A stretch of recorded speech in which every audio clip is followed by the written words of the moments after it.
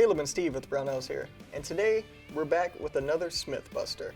And for this Smyth Buster, we're going to be talking about the AR-15 Mil-Spec Trigger job and why it's a bad idea. Steve?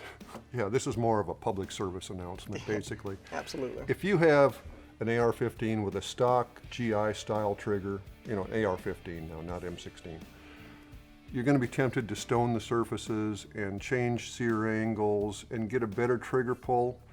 But with this design, because of the interlocked features of disconnection and sear release, it just doesn't seem to work well.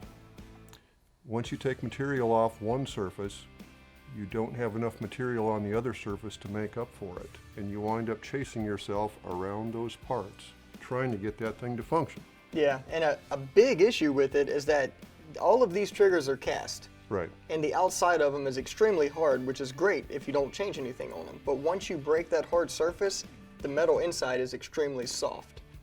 So even if you do get it to the right angles, if you maintain the same angles and just smooth it up, you're going to run into issues because eventually, and sooner than later actually, it's going to start rounding off. And as that angle rounds off, it's going to round off more and more until your hammer starts following. Right. And it may happen while you're shooting, or it may happen one day when you drop the firearm and it just goes off. I've seen it happen. Yep, I've seen it as well. Now that doesn't mean if you get a really rough trigger that you can't take off a burr or something, you know, not an anodized burr, but a hardened burr. Right. That sometimes gets left on there inadvertently.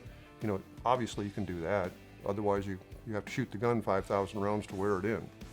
But as far as really altering the surfaces to get a better trigger job, not such a great idea. I just go out and buy a trigger. Yep, don't do it. So the myth here is that you can do a trigger job on the stock Mil-Spec AR-15 trigger, and that is indeed a myth for all the reasons we just stated. So if you need a trigger upgrade, but you don't want to go all out on the package, ALG makes a great enhanced mil-spec trigger. That's a huge improvement over it, but it's not going to break the bank either. Now for your stock trigger, if you want to improve that, give it a try. Really all you can do is lubricate it with some grease or something that's going to stick to the surfaces on your sear and on the hammer hook where it disconnects. And that'll get you as smooth as you're going to get with a stock trigger. And it's safe because there's plenty of overlap there in the function. So you don't run the risk of it sliding off and going full automatic or anything. Yep, you got a good positive angle there, so that's not an issue at all. Now, if you have any questions about this or you'd like to add to it, as always, leave us a comment down below or give us a call on the tech line. We'll be happy to help you out. Thanks for joining us, and we'll see you next time.